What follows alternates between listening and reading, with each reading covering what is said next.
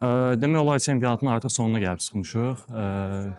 Bugünkü oyunda da rəqib biraz gənclərdən ibarət komanda idi.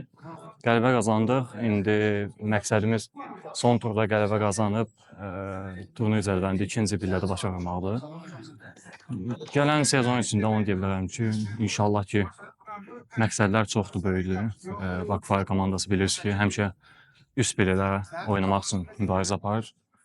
Yəni, demək olar ki, sondur çempionatda. Məqsədimiz odur ki, axırıncı tur qələbə qazanıb yaxşı tətilə yollanaq, belə deyək. Çempionat bir qədər gərgin keçir bu sezonda. 3 komandanın çempionluq uğrunda gərgin mübarizəsi getdi. Sadəcə bir qədər bəzi oyunlarla nəsə qollarımızı alındıra bilmədik.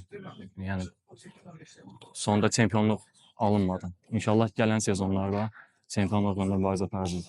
Əlbəttə mütləq ki, qələbə qazanmaq üçün çıxacağıq meydana. İnşallah ki, məqsədimizin öhdəsindən gələcəyik.